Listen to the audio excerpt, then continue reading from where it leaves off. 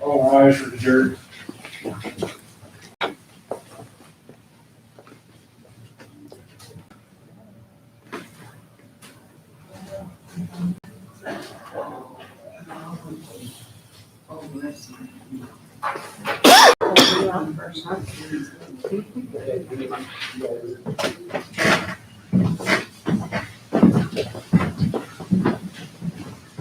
It's open now. I can't help you.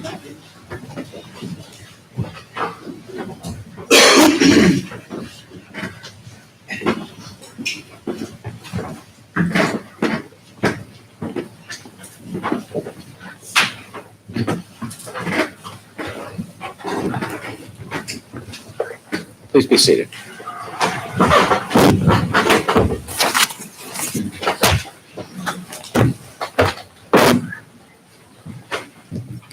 All right, we are ready for the state's next witness. Yes, sir. The state calls Teresa Hill.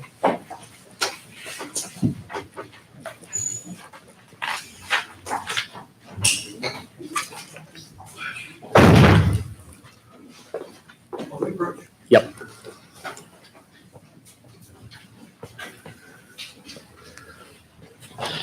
It just occurred to me, even though you've already made your ruling, I think I probably still need to object to preserve you should. my court of appeals argument. Yes.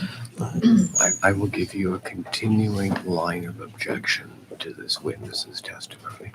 okay, so we think we're good to object now I would prefer if you do it now. and not at the Yes. start of it. Yes, Okay, because we know where our testimony's going to go, so I'll do enter an objection to her testimony yes. at this time. That you found your basis is the state did not meet its burden under 804A3 nor 804B6. And this testimony therefore be hearsay Yes. and inadmissible. And based on the ruling I made outside the presence of the jury, I will overrule that and I will give you that objection to her entire testimony.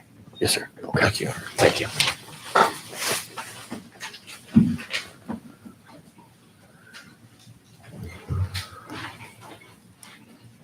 Good afternoon. Would you please state your name and spell your last name for us? Teresa Hill, Hill.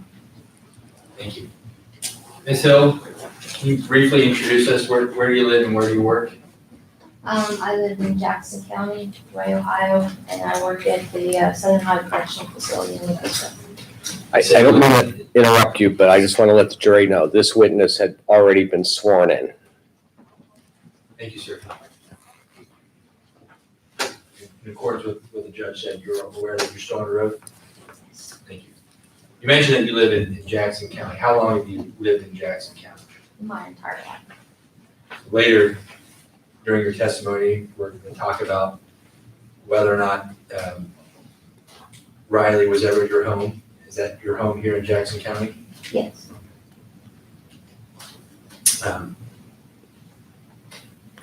Can you tell us, do you know who Shoshanna Rowland is? Yes, that's my daughter. We're going to talk a little bit about Shoshanna Rowland, if you don't mind. Okay. How many children do you have? I have two. So Shoshanna, who else? And Ethan, Is Ethan younger, older? he's younger. Did Shoshanna finish high school? Yes. I want to discuss briefly Riley Causey as well. And who is Riley to you? She's my granddaughter. Do you know who Riley's father is? Yes. Biological father? Yes. And who is that? It's Daniel Fisher. How did Daniel Fisher and Shoshanna come to meet?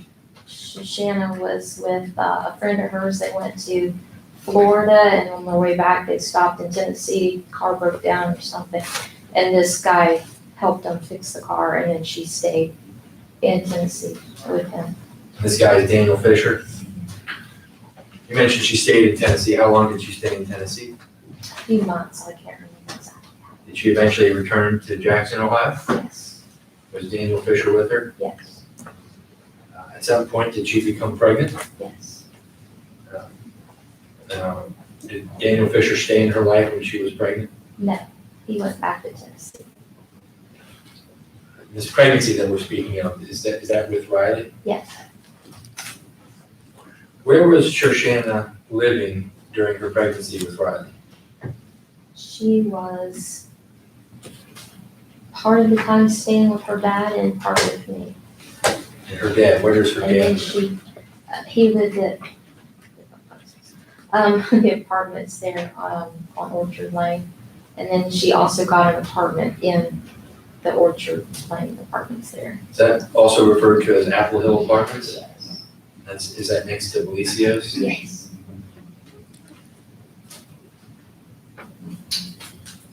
While she lived there, you mentioned that she stayed with her father as well. Did anybody else move in with her? Russell Allen moved in with her. Who's Russell Allen? Uh, Yeah, I mean, well, that's Was So, her boyfriend at the a time. boyfriend at the time. Yeah. Okay. When did they start dating? Sometime while she was pregnant with Riley. So Russell Allen begins dating Shoshanna sometime during her pregnancy with Riley. And you mentioned that they moved in. Do you know when Russell moved in with Shoshanna? I don't have an exact date.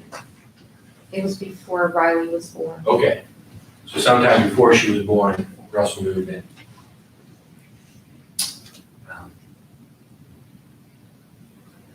So what was Russell's role in Riley's life after she was born? He was her dad. She called him dad. Did at some point Russell move out? Yes. Do you know why he moved out? I think it was because of Jason. So at some point, Jason came into Shoshanna's life. Yes. Let's talk about Jason. Do you know Jason Rowland? Yes. Is he seated right there at council's table closest to the door? Yes. Your Honor, the record will reflect that the witnesses identified the defendant. So noted. Do you know how Shoshanna met Jason? Or when they met? And they had known each other off and on. They had, Jason's mom had gone to church with us for a period of time when they were little. And then I'm not sure whether they were at school or where they got back together at or hooked up together. You mentioned Jason's mom. Who is his mom? Nancy. Nancy. What's her last name? Is it Nancy Haynes? Yes, that's it. So you mentioned that Jason and Shoshanna have known each other for some time, in particular back to childhood. You also mentioned that Russ moved out when she started with Jason. Did she start dating Jason? I'm not sure. Well, after Russ moved out, did anybody move into that residence on Apple Hill, the Apple Hill Apartments on Orchard Lane? Yes. Who was that? Jason moved in. Do you know about how old Riley was when Jason moved in? In the look a year or two. Okay. Ma'am, I'm going to ask that you keep your voice up. You're a little soft-spoken. I'm having trouble hearing you, and I want to make sure the jury hears your testimony.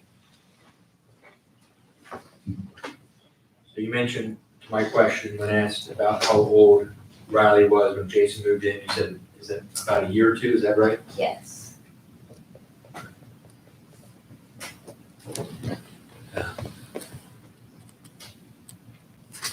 Earlier, I asked if she started dating Jason, you said you didn't know, but at some point, did Shoshanna and Jason begin a dating relationship? Yes. Did they go on to marry? Yes. Do you remember when that was? It was, I don't remember the exact date, but it was the day before he was supposed to go for a child support hearing. So, prior to their marriage, did Shoshanna give birth to a child? Yes. Who was that? Persephone. Is that the defendant? Is that Jason's child? Yes.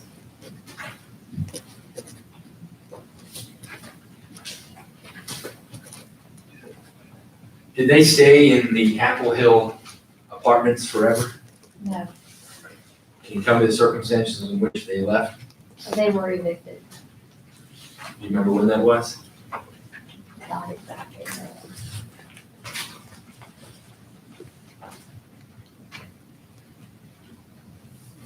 Do you remember about how old Riley was when that happened?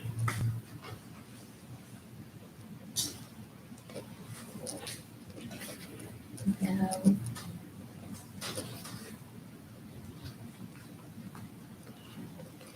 He was probably 4, Probably about 4 years old yeah. when they were evicted? Okay. Where did they go after they left that apartment? I believe they went to, at that time, to live with his mom.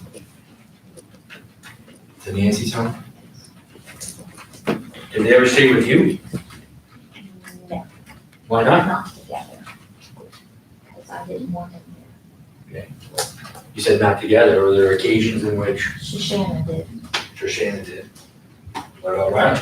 and Riley, Persephone? yes, So they stayed with you at your home on occasion? yes.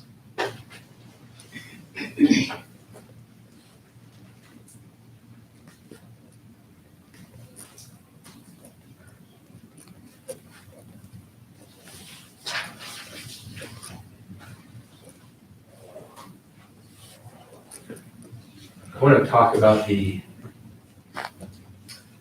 summer of 2011. Do you know when, generally, when Riley's birthday is? It's August 29th. August 29th? I might have previously told this jury that it was August 26th, so thank you for correcting me. So August 29th. So I want to talk about the summer of 2011 when she was becoming 5 years old. Do you remember where you celebrated that birthday? At the park down here in Jackson. I would ask you to keep your voice up. Okay. I'm gonna keep walking away, so you have to talk louder to me as I walk away, okay? All right, so, you said the park here in Jackson, is that what you said? Who was there? Shoshana was there. My daughter-in-law Courtney was there. Persephone, I think Becky and Russ may have been there. I can't remember who all was there. Where were the kids staying at that point? By the kids, I mean Riley and Persephone. I had Riley and Persephone. You're staying at your house? Yeah. Where was Shoshanna staying? She was staying with Jason at the motel.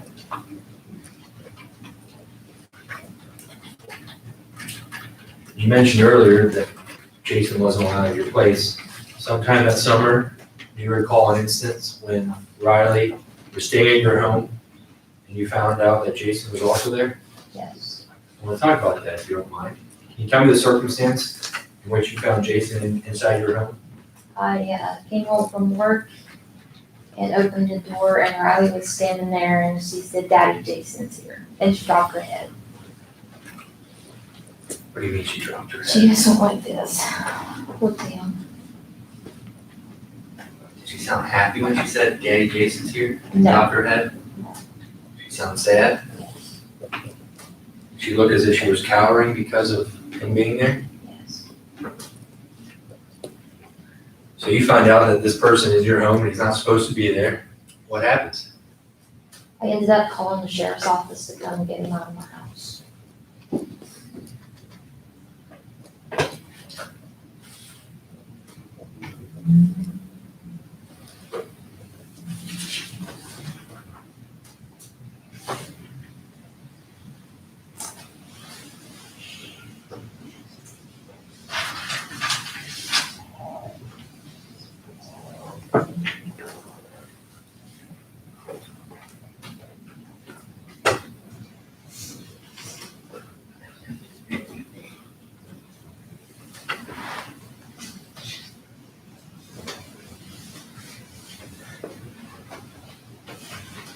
All right, so were there occasions in which you offered to, or asked to babysit Riley and Persephone? Yes. Did you do that? Yes. Can you tell me about that generally? How often were you babysitting? Let's say, for instance, around Riley's, when she was around the age of 4 or so. How often were you babysitting? I had him every weekend that I was off. So it's usually Thursday, Friday, Saturday. I want to talk specifically about when you returned the children to wherever Jason and Shoshana were. What was Riley's demeanor when she knew she was going back to Shoshana and Jason? She would cry and say, "Don't take me back there."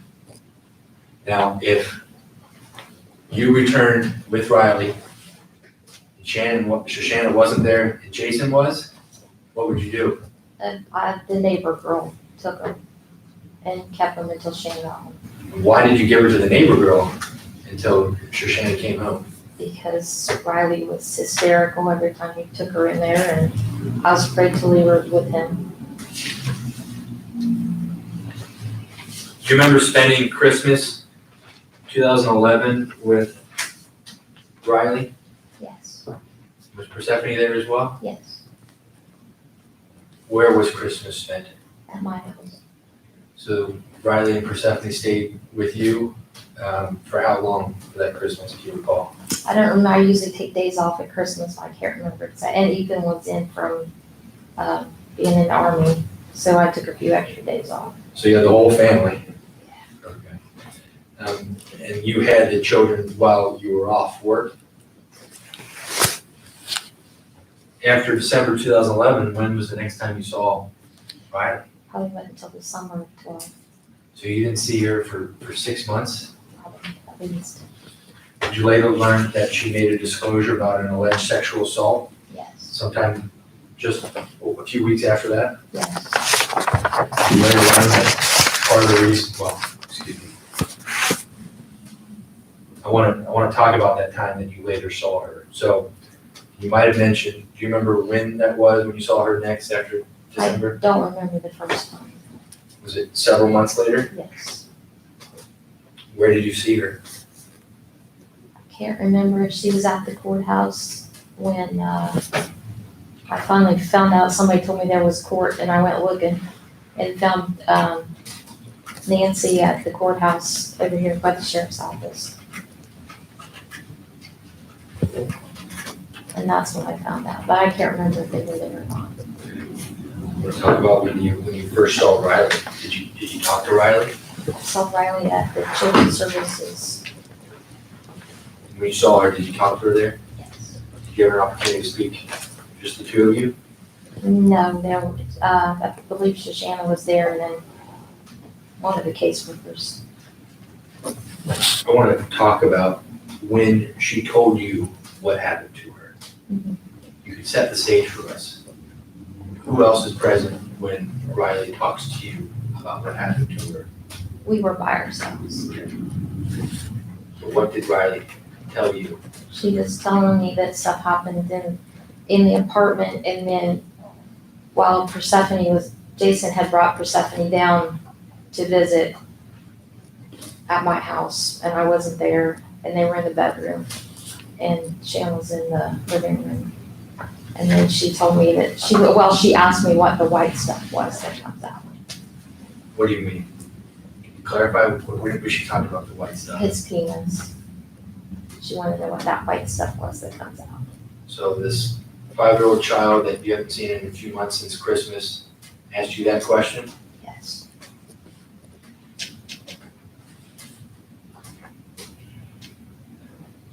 Did she say anything else about what had happened to her? No, that's all she said, and I didn't press her. Did she say who she was asking about? It's Jason. When she was talking to you, could you gather that she felt bad about what she had done? About what she had said? Yes. Can you explain? What did she say? She thought it was her fault. That the whole family was split up, and that she was having to stay at Nancy's and couldn't see everybody.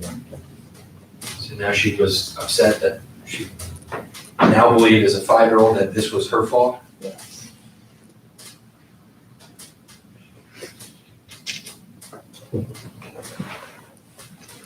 That's all I had, thank you. Cross-examination. Thank you, Your Honor.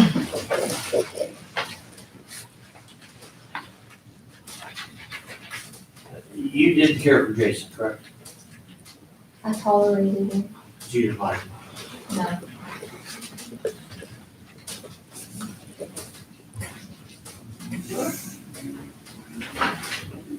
You weren't happy that your daughter was with him?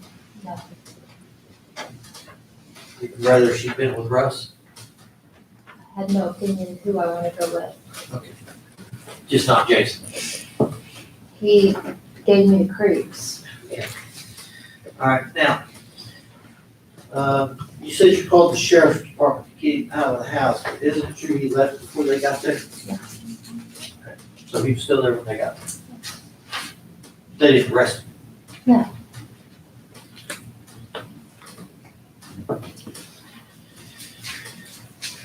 You said that Riley asked what the white stuff was that came out. She didn't say what the white stuff was that came out of his penis, did you? She asked what the white stuff was that comes out. That's all she said. That's how she said it. She was referring to his Okay. penis. That's not what I'm asking, that's all she said. Out of it, she didn't say penis because she doesn't know what a penis is. All she said was His what's the thing, white. what's the white stuff that comes out of his thing? She said his name? Yes. She didn't say that earlier. She was referring to his penis. But you said, we're talking about what you said. Okay, You said on that witness stand, you said, what's the white stuff that comes out? That's what you said, you remember that? Okay. So that's all you said earlier, right? he asked from where? Okay. But the child didn't say penis, did she? No, because she doesn't know what a penis is. Nothing further, Your Honor, thank you. Anything else for this witness? No, sir, thank you. All right, ma'am, you're excused. Thank you very much.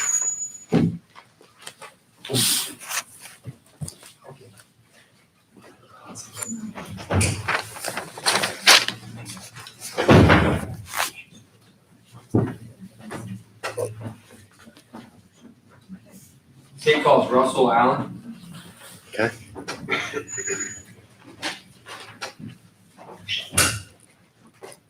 For sure. Yes.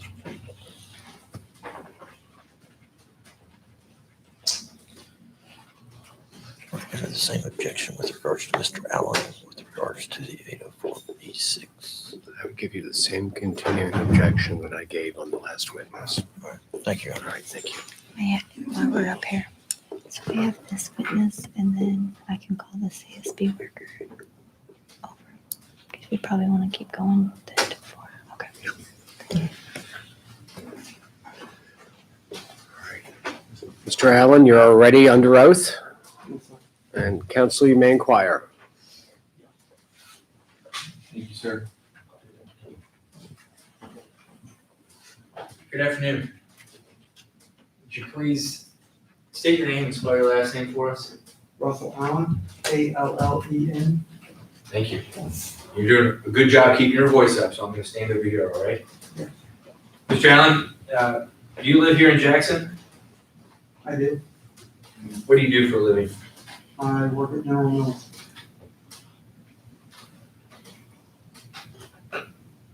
We're here to talk about Riley Causey, of course. But I want to take a step back and better understand how you became familiar with Riley Causey. Do you know Shoshanna Rowland? I did. How do you know Shoshanna Rowland? We were friends in high school and we reconnected after high school and developed a relationship. You said high school. Where do you guys go to high school? Jackson High School. Were you in the same grade as Shoshanna? No, I was a couple years ahead of her. So you were friends in high school and then you graduated. You said sometime after you reconnected. Yes. What were the circumstances of that? She was pregnant with Riley at the time, and I was helping her get back and forth to OB appointments and for her other health appointments. So is this like just out of the blue, you started driving her to OB appointments, or did you, this a progression into this? Good progression. All right. So how would you describe your initial relationship with Shoshana back then? At that point, we reconnected as friends, and then through time spent together, developed a relationship. Is this sometime in 2006? When you, That would have been around the summer of 2006. okay, is when you maybe rekindled your friendship and then relationship with Shoshana? Yes. Did you then later move in with Shoshana? She moved in with me, yes. Where were you living, or where did you live? We were living at my mom's house. Did you move into an apartment as well? In March of 2007, we did. Okay, so when was Riley born? August of 2006. So where was Shoshana living when she gave birth to Riley? With her dad in his apartment.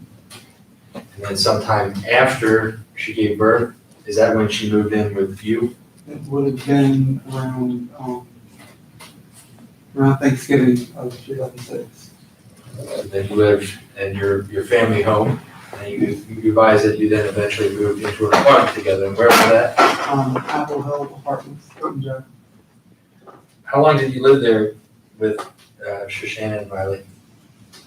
I lived there with them from March until October of that year.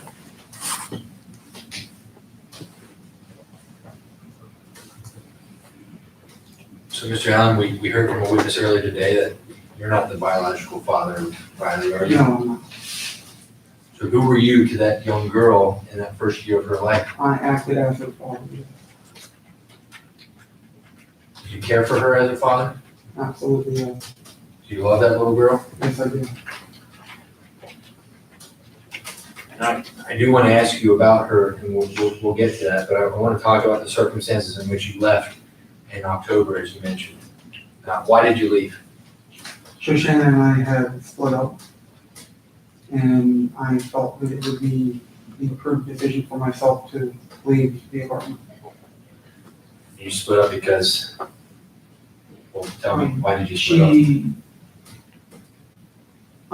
She informed me that she had been seeing somebody else. Did that turn out to be Jason Rowland? Yes. So after,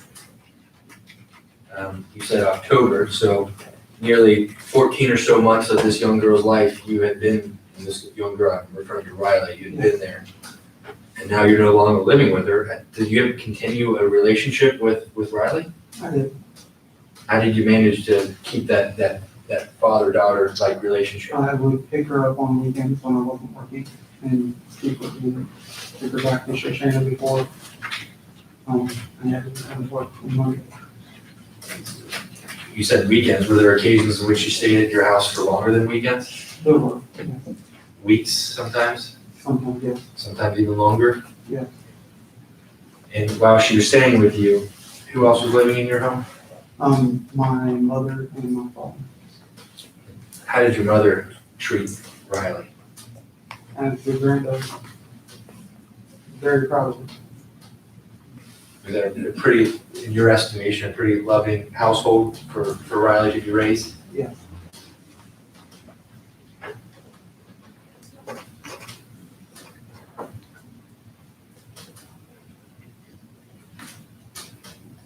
I want to talk about that apartment that you left that Jason Rowland eventually moved into. Where was that located? Apple Hill Apartments is beside Valencia in Jackson. Do you know how long Shoshana lived there after October 2013 when you left? That would have been October of 2007 when I left. I'm sorry, I apologize, thank you. But I believe she was in there about 2 years, give or take. I'm not sure on the exact date when she left. Do you know who Persephone is? Yes, it's Shoshana's younger daughter. Were they still living in that apartment when Persephone was born? Yes. Did they live in that apartment after Persephone was born? For a little while, yeah. What's the age difference between Persephone and, About 2 years, I think. did you ever have the opportunity to go back into the Apple Hill apartments anytime that, after you left in October of 2007, and the occasions in which you were dropping Riley off or picking her up? Yes, I would go and drop her off or pick her up. That would be the extent of my visit. Did you ever go in to, for instance, pick up clothes that she needed to bring with her for a trip or for her stay at your place? Yes, Do you recall noticing anything unusual about a bedroom door when you were there? I remember seeing a door handle on her bedroom door look odd. I had to turn around, and then when I saw it after that, it was turned the correct way. I want to clarify a few things that you said. So you said her, is that referring to Riley? Yeah. So Riley's bedroom and her bedroom door? Yeah. When you say turned around, Um, what do you mean? flip to where like the knob for the lock would have been on the outside. So typically in that door, the lock the door, you can do it from the inside. Yes. But this had been inverted, so you could lock it from the outside and thus lock somebody in. When I saw it initially, yes. And then when I saw it a few days later, it was back the way that it was supposed to be.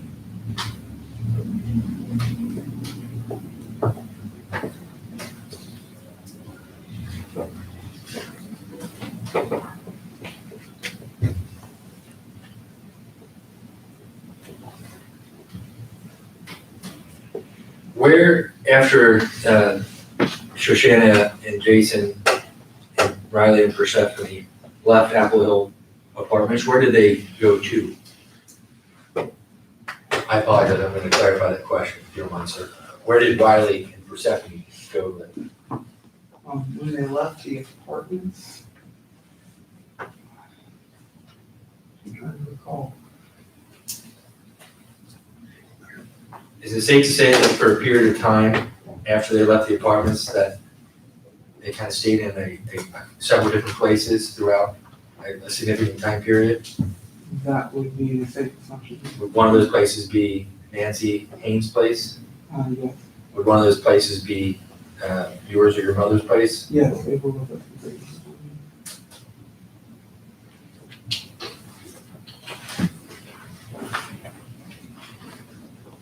Do you remember Riley's 5th birthday, Yes, I do. that 2011?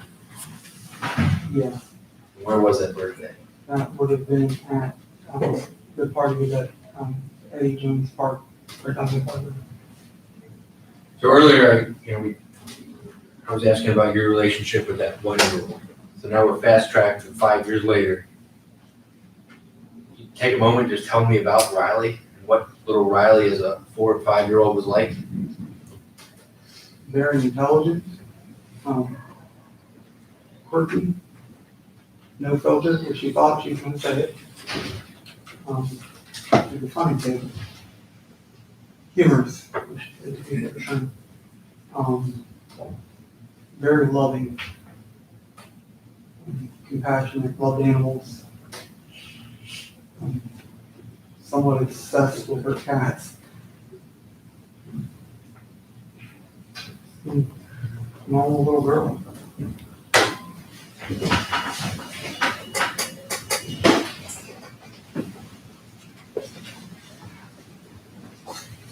Did you eventually come to learn that later that year that she made a disclosure that Jason Rowland had sexually assaulted her?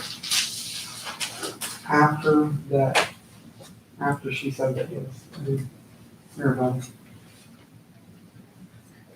Where was Riley living after that, say, beginning in 2012?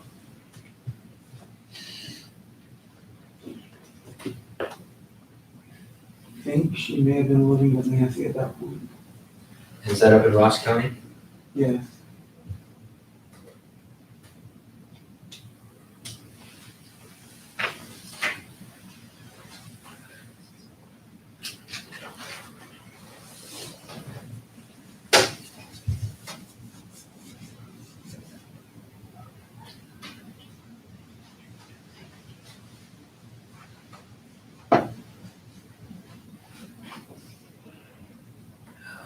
So you mentioned that earlier that Persephone was around 2 or so years younger than Riley, so she's 5, I guess Persephone's about 3 years old. Sounds about right. When you would pick up Riley, is that it? You pick up Riley and skip out and leave Persephone behind? At first, but then she started crying when Riley left because she didn't want Sissy to leave her. Sissy being Riley. And after a little while, my mother actually went to pick her up, and Persephone started crying, so she talked to Shoshanna and ended up bringing Persephone with her. So the occasion which you would take Riley, you would also take Persephone? Typically, yes. This would be for days at a time as well? As long as we had Riley, that's what we did. What was your relationship like with Persephone? I treated her exactly the same as I did Riley. In a caring way?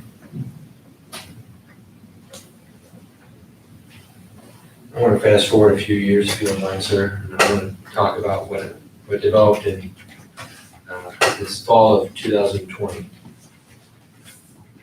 Okay. Do you remember getting a text message from Riley that still sticks with you today? Yes, she said that she wanted to talk to me, but she needed to talk to me face to face rather than text back and forth like we normally would when she wasn't with me. That would have been September 2nd.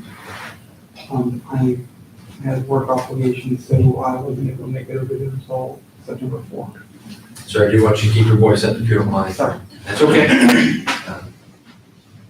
You get this text message asking to meet face to face. Is that a typical thing that you would receive from Riley? Not typical, no. Normally, if she had something that she had to tell me, she'd wait until she was with me until I picked her up, and then she'd tell me then. So I was wondering what was going on when I got it. So were you a bit concerned about what she might be telling you? I was, Did you eventually get to go over there and see her? yes, in September 4th. I mean, you remember the date? It's What? fairly significant day for me, so yes, I absolutely remember. Let's talk about why this is such a significant day, sir. So you eventually go over there, and where's Riley living at the time? And Piketon, never know. Piketon's in Pike County. Piketon, When you get over there, who else is there? Persephone's there, the mother, Shoshanna, is there, and Riley's girlfriend, Sydney. Tell me about this day. Tell me about, if you don't mind, just take us through it. So you arrive, and you've identified those who are there. What happens when you arrive? Go up, knock on the door. Door opens, Riley's there with, Sydney standing on one side of her, Persephone standing on the other side, kind of behind the door. And I asked her if I could come in. She opened the door wider so that I could get in the house. And then the 3 girls, Riley, Persephone, and Sydney, all sat down on the couch. And I walked in toward them so that I could talk to them, figure out what Riley wanted. And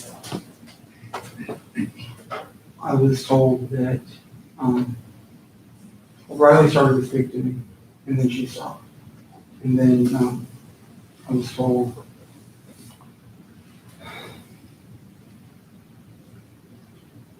that they no longer wanted contact with me. They being Riley and Persephone. Who told you this? Riley told me initially, and then she didn't say much else after that. So the words that you've spoken to that they don't want to see you, is that coming from Riley or is that coming from another girl? The initial statement was coming from Riley. And then it continued with Persephone speaking for her. Before we get to anything Persephone said, I want to make sure we understand the stage for this conversation. You said this is at Shoshanna's place in Piketon. Can you describe the room in which you're sitting? For instance, if I could clarify, I'm sorry, how big?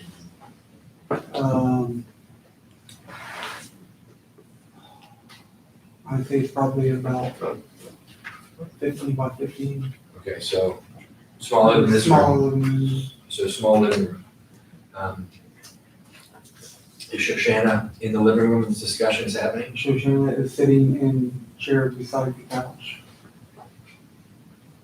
How close is Shoshana to you? To me, she was probably 4 or 5 feet away from me. How close was she to the girls? She was about the same distance from them. So about this close? Yeah. So while Shoshana is sitting this close to these young girls while they're talking to you, she is in the presence when Riley says that she no longer wants to talk to you? Yeah. You were gonna continue to mention what Persephone said. What did Persephone say to you? Persephone continued to tell me that she hates me and that they don't wish to be around us because I don't accept them.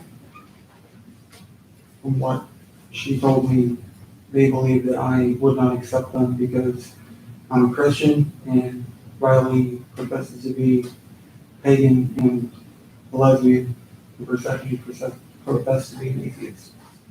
And they believe that I would not accept them. Sir, is that true? It's absolutely untrue. So you still would accept them despite any beliefs because, why? Because I care about the kids. So after you're told that they don't want to see you anymore, it's because of your beliefs, is that how it ends?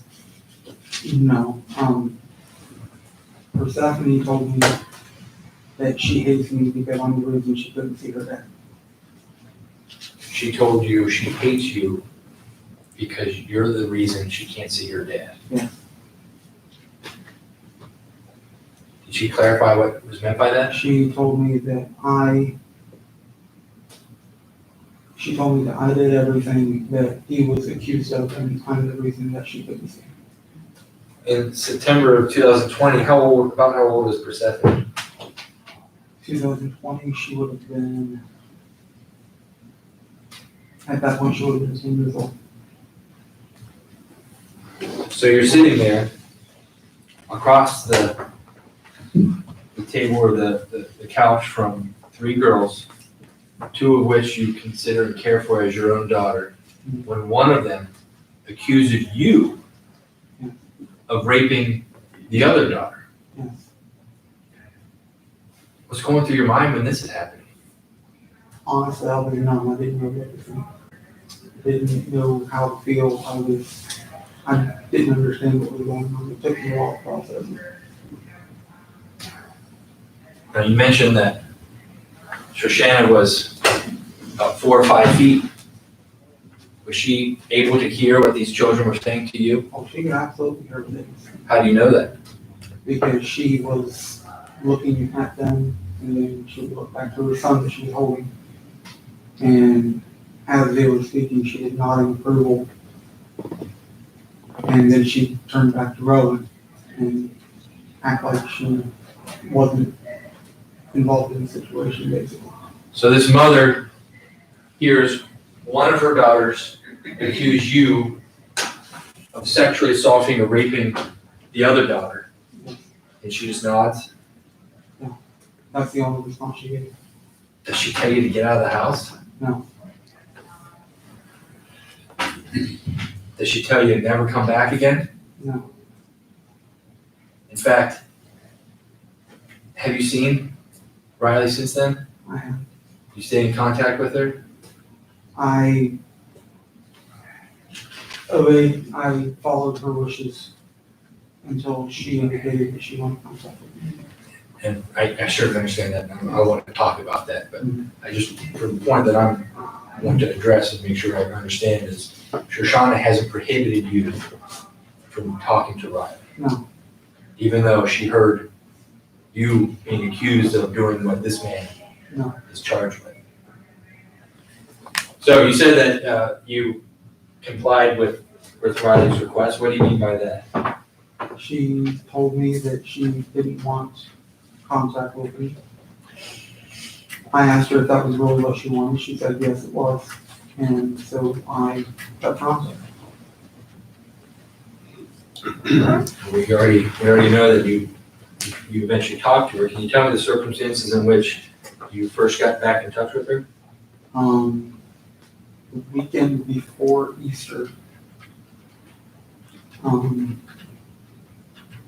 this year, she needed some, items, and she had texted my mother to see if she would bring them to her. Mom picked everything up, and when she went to drop them off, I went with her. When we got there,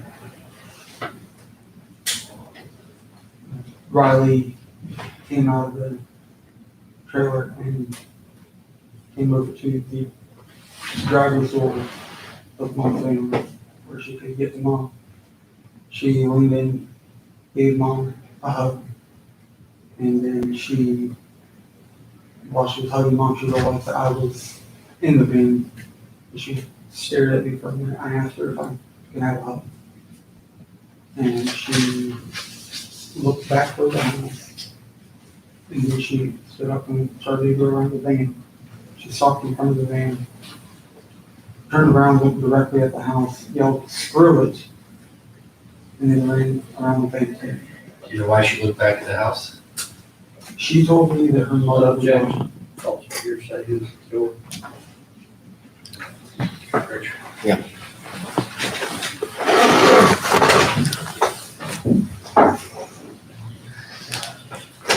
This is not necessarily offered for the truth, thus not hearsay, because it's offered for the effect of the declarant, of explaining why this young girl said screw it and the importance of that to Russ Allen. Calling for speculation as well, because he's already testified he didn't know who was there. Yeah.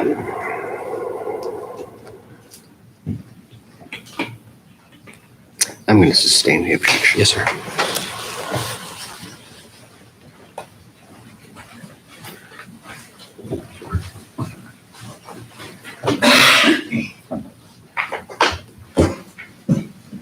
You mentioned that you asked Riley for a hug. She looked back at the house. Whose house was that? Shoshanna. And after looking back at Shoshanna's house, she said, "Screw it." Mhm. Did she eventually come around to give you a hug? Yeah, she did. After that moment of kind of making amends or talking to Riley for the first time in months, did you eventually talk to her again after that? Yes, started, picking her up for dinner, or, she would come to the house periodically after that. My mother was always present, I just never with her by myself.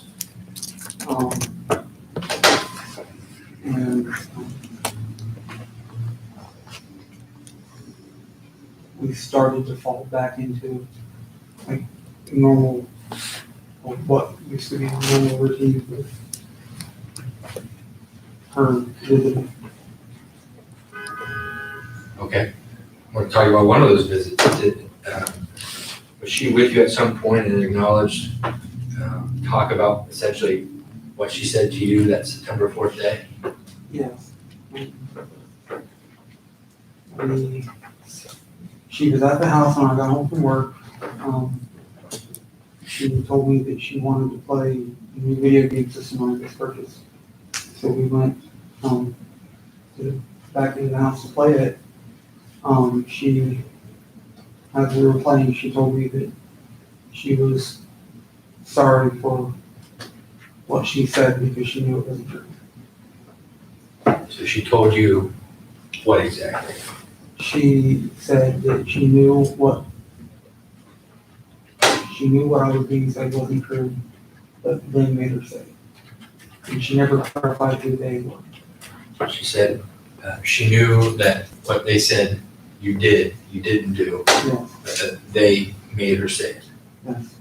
Did she say who's they? She never clarified that. Not to me.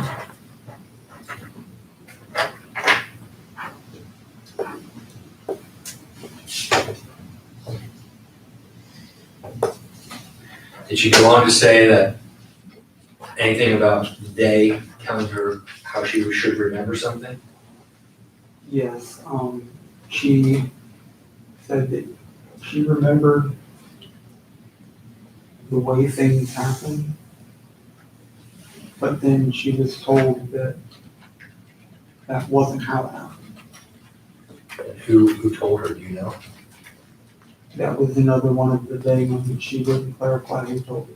So she advised that she remembered what happened, but they told her she's remembering it wrong? Yes,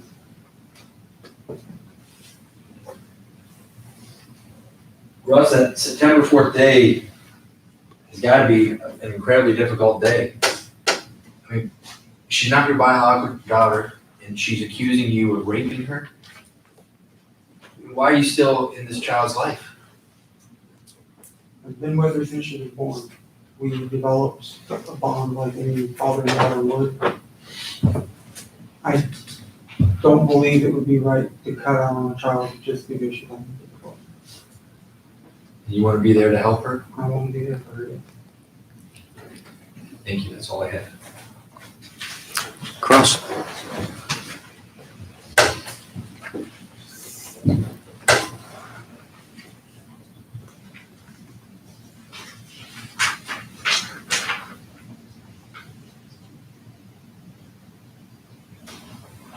No question, John, thank you. All right. Witness is excused. Thank you.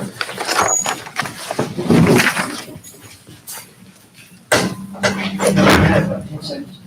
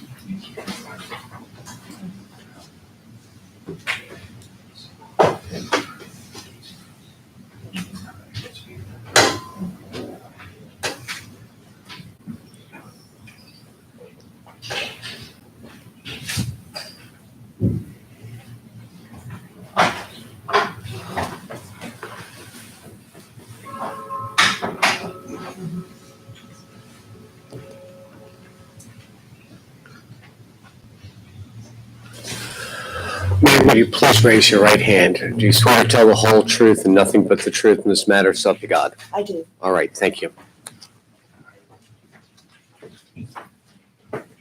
Hi.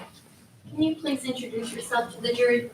My name is Christina D. Carlisle, and I work with Jackson County Job and Family Services. I work in the Children's Services Division. And pursuant to the statute regarding confidentiality, are you requesting that this court order you to testify? I am. You are so ordered to testify and answer the questions put to you here today. Thank you, Your Honor. Ms. Carlisle, you indicated that you are employed with Jackson County Children's Services, Yes. and what is your current job title there? My job title is I'm considered a social service worker too. What does a social services worker do? I'm an investigator of child abuse and neglect. How long have you been an investigator? In January of this coming year, it'll be 20 years. And can you please describe your educational background for the jury? I have a Bachelor of Science degree in psychology with a minor in criminology from The Ohio State University. I graduated summa cum laude and with distinction in social psychology. That's my educational background. And specifically for your job as an investigator, what type of training do you go to for that? When I first started in my first year of training, when I started with Children's Services, we had what they called core training, which was supposed to kind of hit on everything, and there was 102 hours of training that you had to do in the first year. And then I have to maintain 36 hours of training each year thereafter. And what type of topics or what type of training does that involve? You normally, like for myself, I investigate the sexual abuse cases in our county, so I've had some specialized training when it comes to sexual abuse. I've done specialized training when it comes to interviewing. I've also done the finding words training through the Attorney General's office, as well as Beyond the Silence. And Beyond the Silence and finding words, those are for forensic interviewing It is. techniques?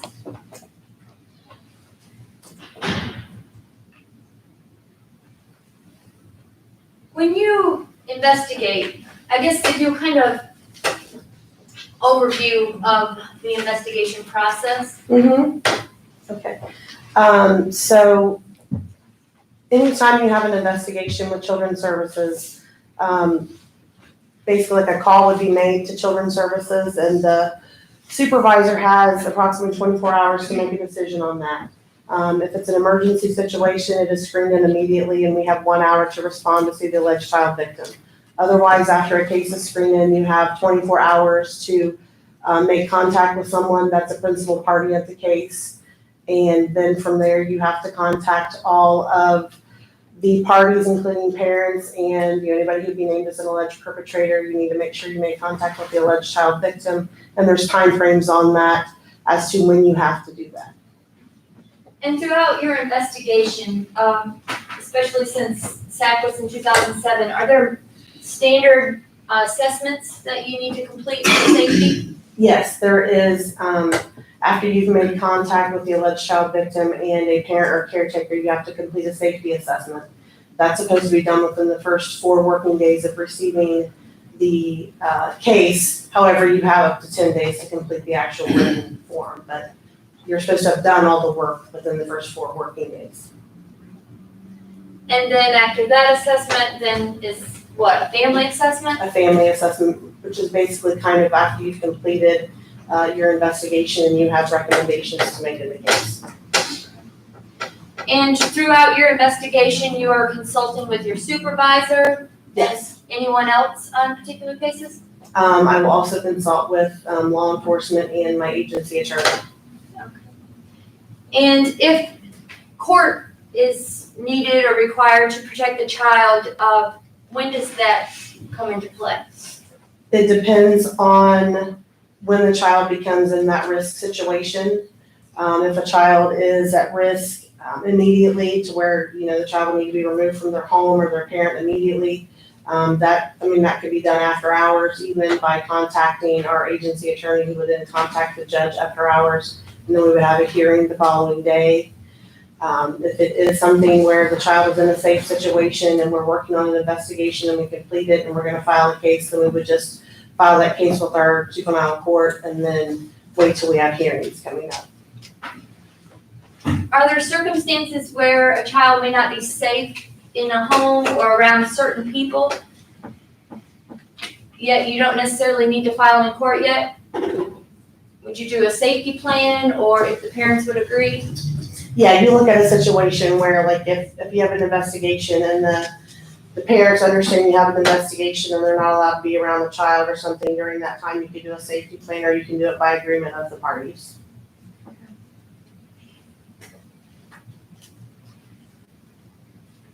You indicated law enforcement would be involved. Can you explain what that process looked like in 2011, 2012?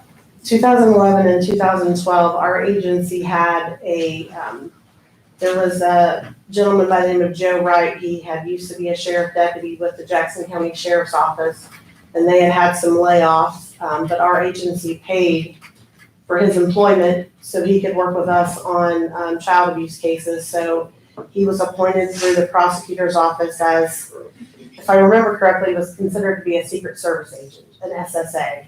So anytime that I would have a case that involved law enforcement, I would provide him with that information, and then he would go along and do his investigation alongside me.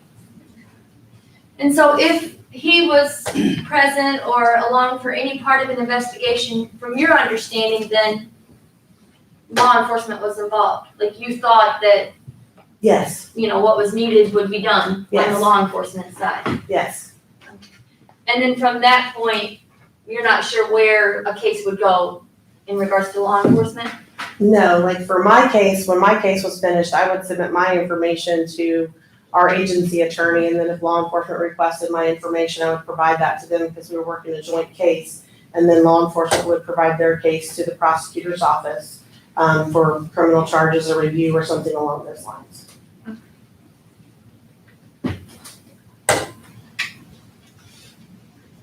And in regards to an investigation, there are agency rules, mandates that you follow, Yes, and those are based on the Ohio rules. yeah, the Ohio Administrative Code lays out the rules we have to follow for investigations. Okay. And then we also have, and at that time in 2011, 2012, we had a memorandum of understanding with the county, which also would have stated that that the law enforcement piece of things was done by our SSA, Joe Wright. And then if he needed the assistance of like the sheriff's office or something, he could ask for that. Okay.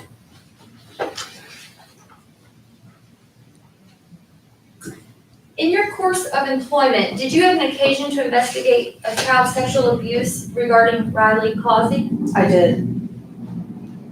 And, I know, or I guess, Children's Services, you have a record-keeping system? Yes, we did. And were you able to review that in regards to this case? I was. Prior to even reviewing that on your own memory, do you remember Riley? Oh, absolutely. Why would you remember Riley? Or the case, or do you remember all those children? I'm not gonna say I remember all of the children, but I remembered Riley's case because it was a case that I did file in court. And we actually had a trial in juvenile court as well, so it's a case that I remember pretty well. When you say you have a trial in juvenile court, understanding that's a different standard, it's not criminal, it's a civil matter, is that in regards to the allegations of abuse and neglect? Yes, it was in regard to the sexual abuse allegation. And based on that trial, is there then a determination of whether the children in fact stay removed from the home? Yes, as a result of that trial, our judge made, in that particular case, our judge removed the children from the home at that time, or from the custody of the parents.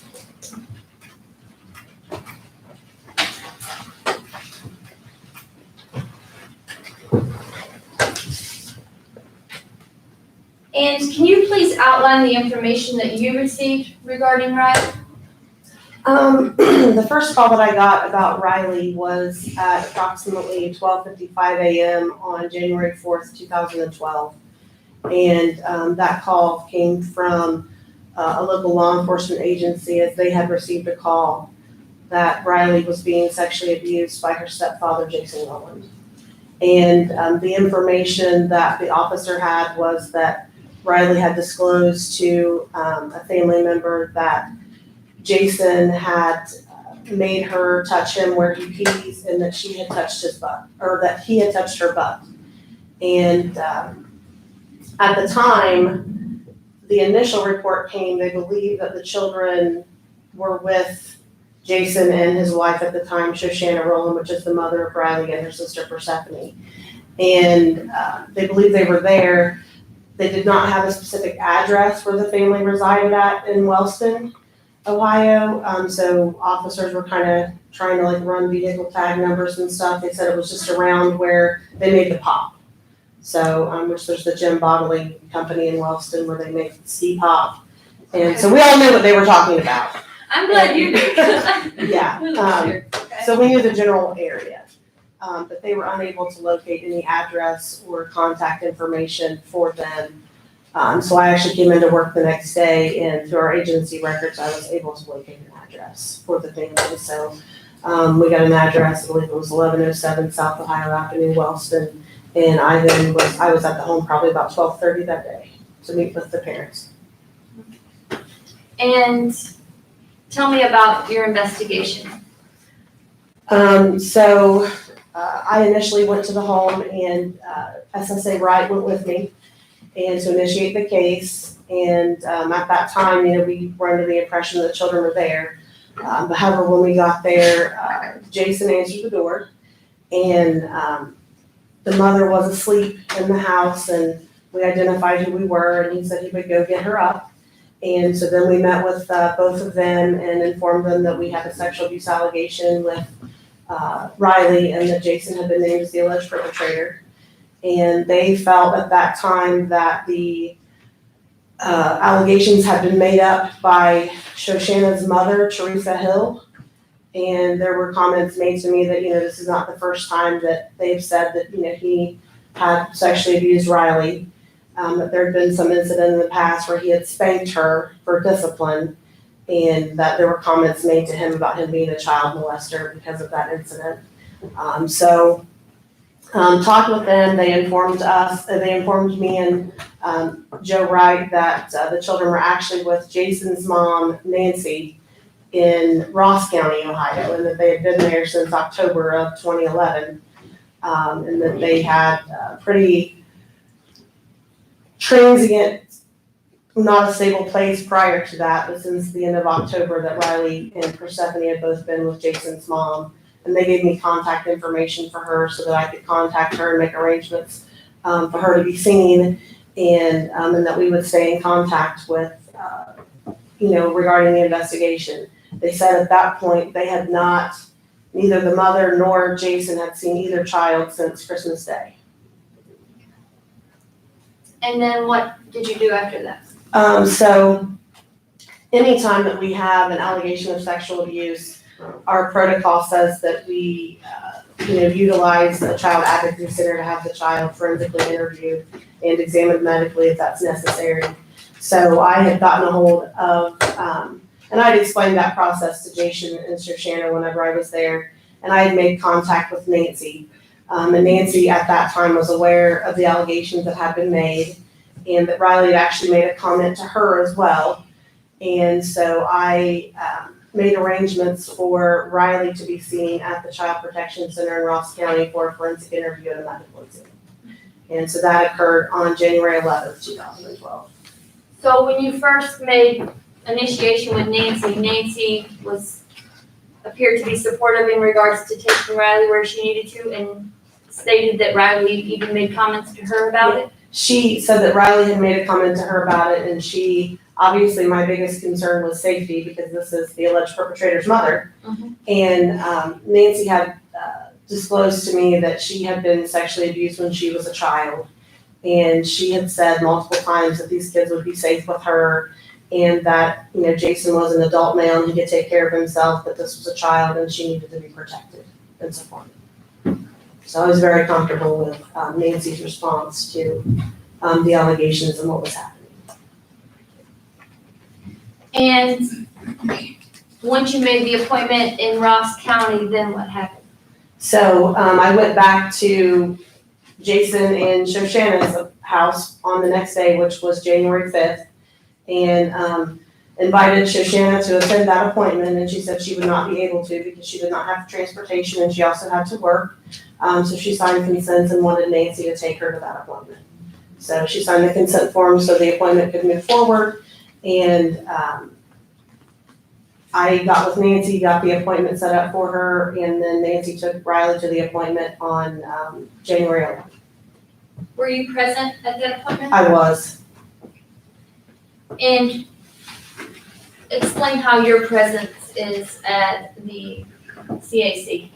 So basically, I watch the interview as it happens from a different room. I watch it on television. So, I was able to, in real time, watch Riley being interviewed by the interviewer and get the information that was obtained during that interview. And we've seen the interview, from your training and experience, what was your impression of the interview? Riley was very open and forthcoming during her interview with the interviewer. She immediately, as soon as they started going over body parts and that was brought up, she immediately started telling about something that had happened to her with Jason, her stepfather, and she was consistent with that throughout. And after that interview, where did your investigation go? So after that interview, I made contact with Jason and Shoshanna by a phone that day after the interview, and then went back and saw them the next day in person, but they were aware that Riley had made statements in her interview that implicated Jason had done something sexual to her. Did you tell them that she had made statements? I did, Oh, okay, that's where they were notified of it? yes. Okay, sorry.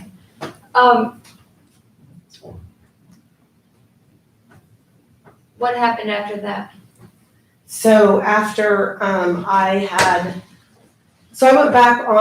went back to Jason and Shoshanna's house on the 12th and discussed the allegations that were made and got kind of more specific. SSA Wright was with me for a portion of that home visit, more specific with Jason and Shoshanna about what had been said by Riley, that Riley had said that Jason touched her and that she had also had to touch Jason.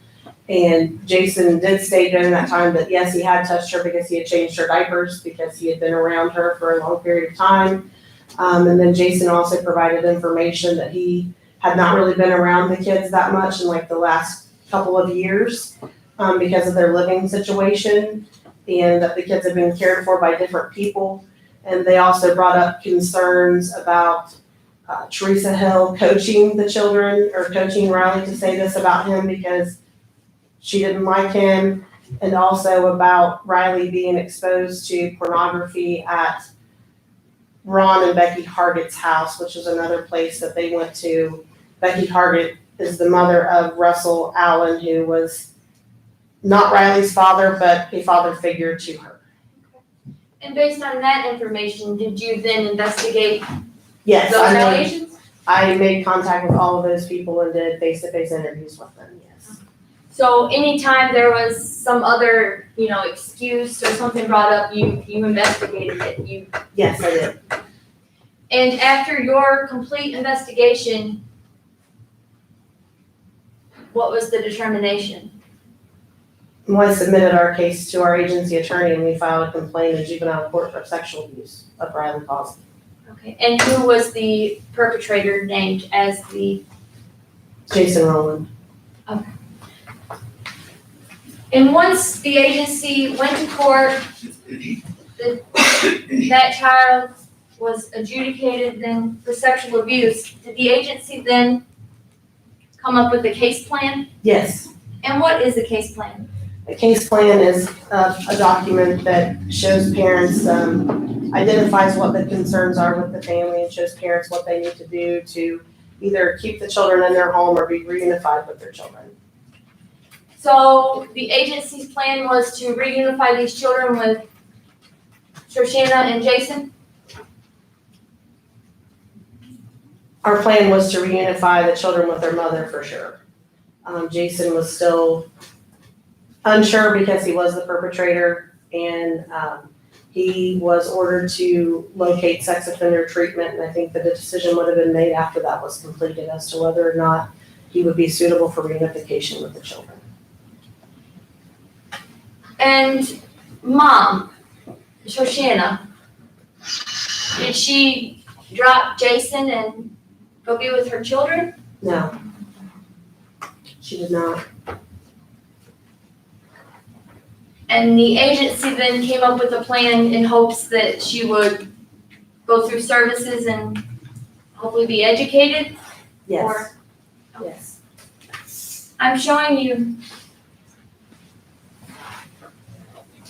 what's been marked as State's Exhibit 8.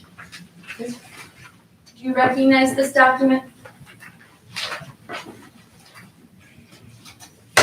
Yes, this is the case plan that I did in this case.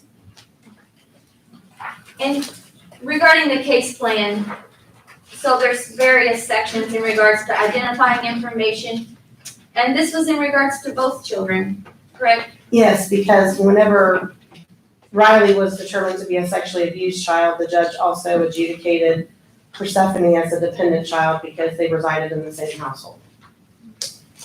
And what does a dependent child mean? So we didn't have any allegations of abuse or neglect with Persephone, but however, Persephone lived in the home with another child who was abused. So basically, the dependency allowed us to have involvement with that child and watch out for that child's safety and well-being as well. And this plan, is it something that is discussed with the parties, the parents, and then they sign the plan? In this particular case, because this was a court case, it's discussed with the parties as well as their attorneys. And then the judge can approve the plan or not. In this particular case, I had sent out, we have forms that ask people for their input on the case plan, so that we can document what their input is on the case plan and what they feel that they need help with. And so I sent those out to all the parties in the case to give their input on the case plan and then develop the case plan based upon what our assessment was, what their assessment was, and where we were headed. And did the defendant in this matter sign this case plan? He did. And the date that he signed it? That's that page.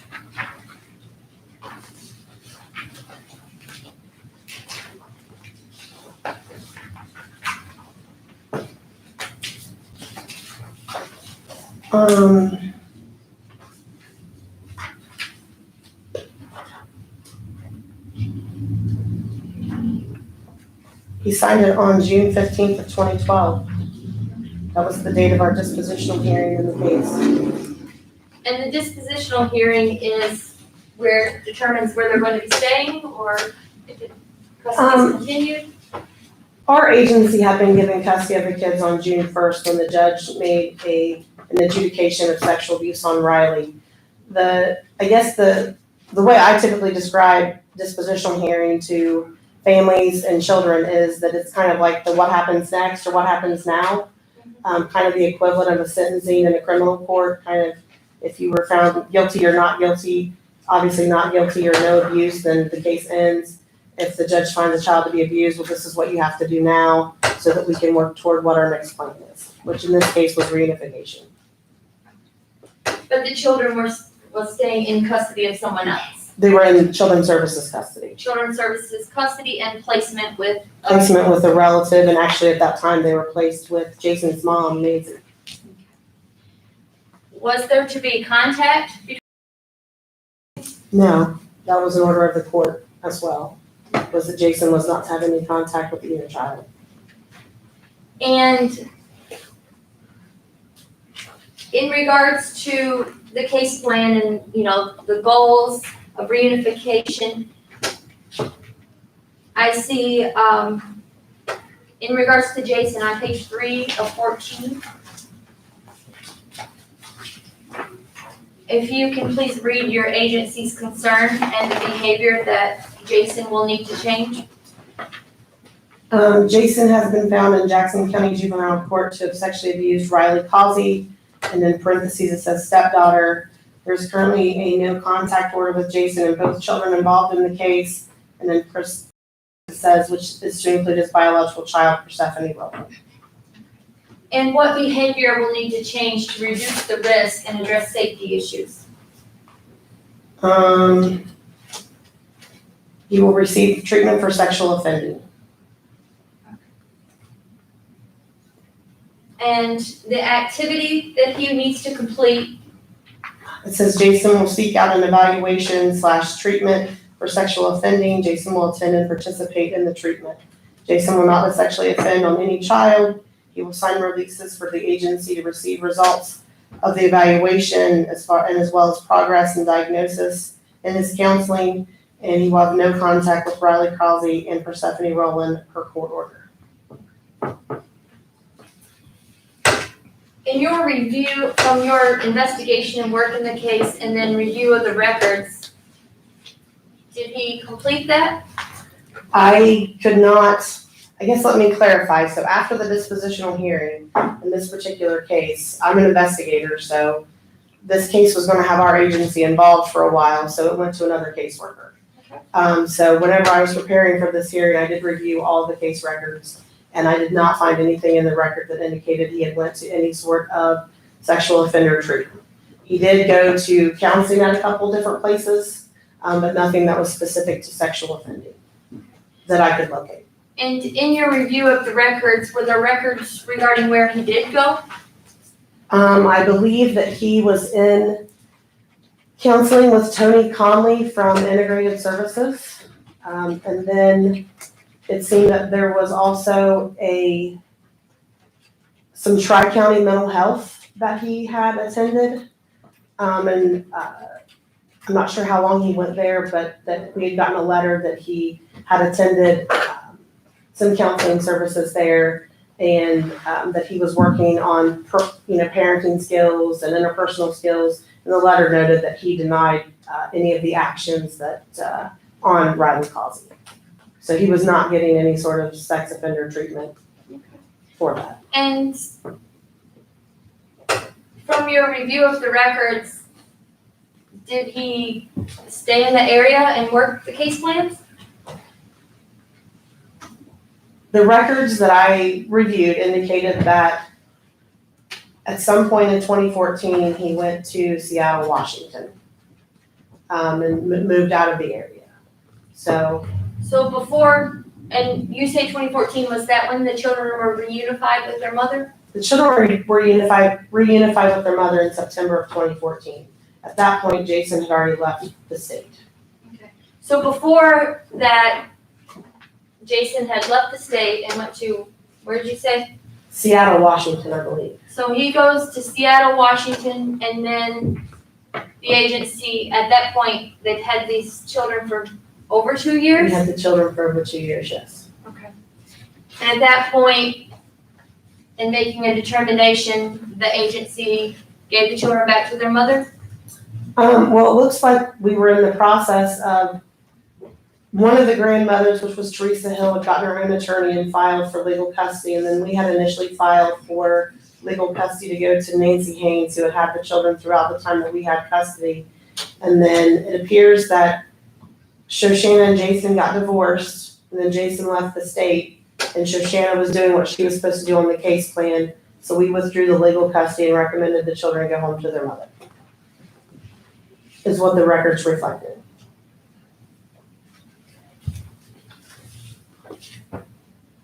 And these particular records, the case plan, are these kept in regular course of business at your agency? Yes, And you have the capacity and the ability, as you indicated, to go back to review them? yes.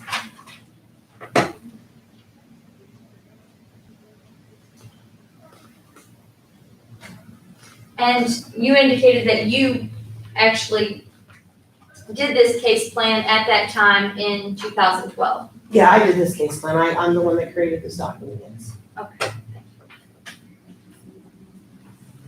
Ms. Carlo?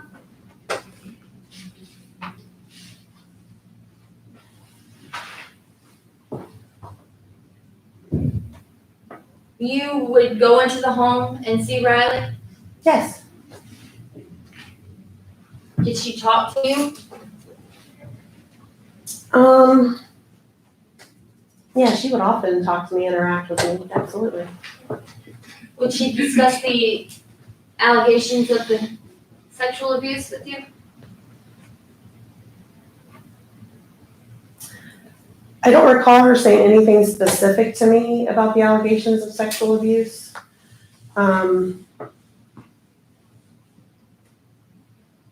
She knew that I was there to help keep her safe. The only thing that I think that she may have said was, Daddy Jason did something bad. Rich?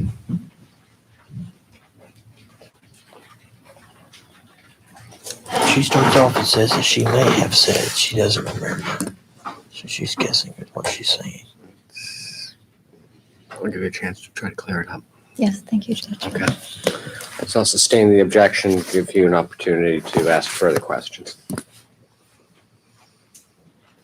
Ms. Carlisle, in reviewing your records, were you able to review case activity notes of your interviews or home visits with the child?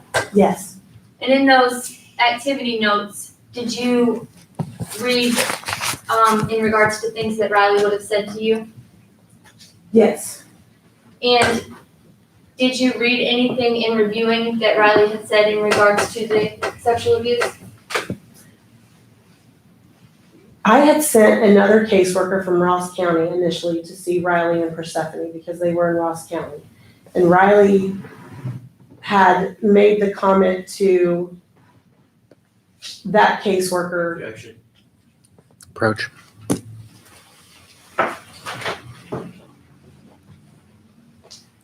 Sounds like hearsay to me. Yes, sir. Almost double hearsay. Okay, I'll withdraw. Okay, thank you. Thank you. Objection sustained. Ms. Carlisle, in those activity notes,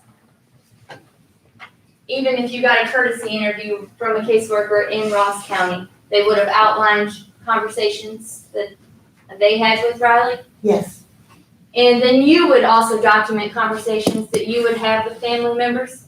yes, And you also documented all of your interviews and investigation techniques throughout the case? yes, And even you went out and investigated other hypotheses or other people that may have, that Jason brought up, right? yes, Okay.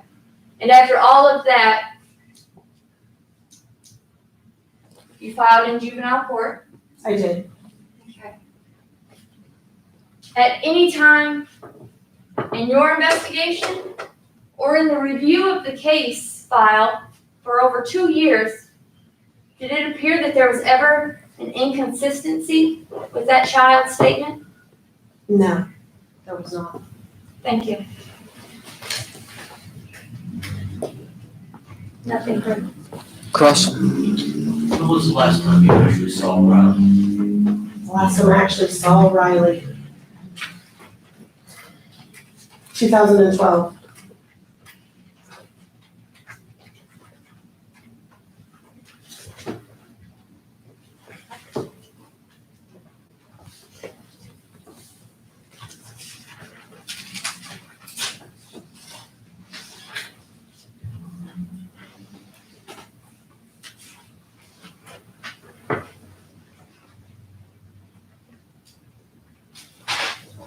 Yep.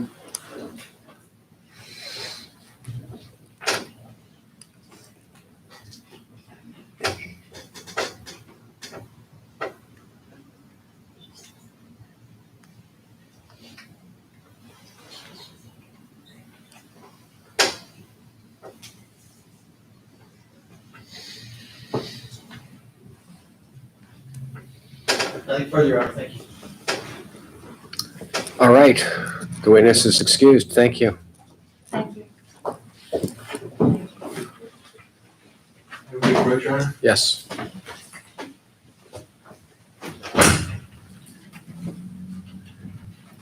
The state has one last witness. It's Special Agent Kevin Cooper.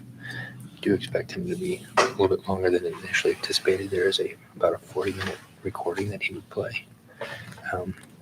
There is the chance that we could take some of his testimony today and carry him on to tomorrow morning. I prefer not to do that if we could avoid it. I would agree with that, Your Honor. Just, I know witnesses don't like to do that, and I don't think there's an urgency for us to make sure we get him on considering he's our last witness. So I propose that at the last 15 short minutes, we can do some housekeeping matters. I know we have some exhibits to talk about. We can do that today, if the court's inclined. That's not how we send the jury home at this point. Yes, sir. Yes, sir. Yeah, that's, I know they haven't had necessarily a full day of yeah, but testimony. it's been a long day. Yes, sir.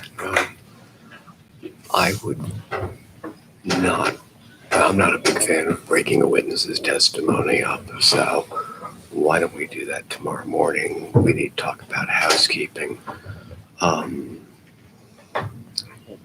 Jury instructions, Rule 29. Should I be telling them to come? What time should we have them come back? What time? We'll be ready to get going and presumably finish this witness, see what they have, and then close tomorrow. So Well, if we close tomorrow, Brian prepared your proposed jury instructions tonight, so we'll have to go over them at some point. You want to do that, get those ready tonight, do that in the morning before we bring them in? It's either that or I'm not planning on any witnesses. they have a longer lunch break. What We'll do that today. Yeah, I know we did it today. Sure, client testify. No plans. And I could change between now and tonight, Mm-hmm. tonight in the morning. Right now, my plan is to shut up as soon as you all do.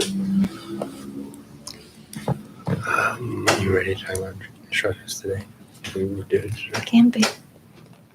Jen's in charge of our instructions. Okay. I'm happy to do it. From today. Okay. Okay, so you're gonna have your proposed set tomorrow as well? Yes, sir. So is it the preference then to do it in the morning or the preference to do it at a lunch hour? However the judge wants to do it, whatever he thinks How is long best do we for think them. this last witness is gonna go? So because of that interview, I'd say 2 hours total. You think we'll do I that? don't think it'll go. Probably not I'll that pass it, Jen. Joel's too fast. No, I think Hour just 15. yeah, an hour and 15 or so. So he's going to go over a little bit who he is, what he did in the case. Well, And then I had a long interview, almost 3 Why don't hours. we tell the jury to come in at 10 o'clock? That takes that witness close to the lunch hour, the natural lunch hour. We break. We do Rule 29 over lunch. Okay. We come back with the idea of after lunch, assuming that, he's not going to testify, that we would do closing arguments and then jury Give them the case. instructions. Okay. Okay? Yes, sir. After the jury's out, I'll use the jury room and talk to him for a little bit. Okay. All right, thank you.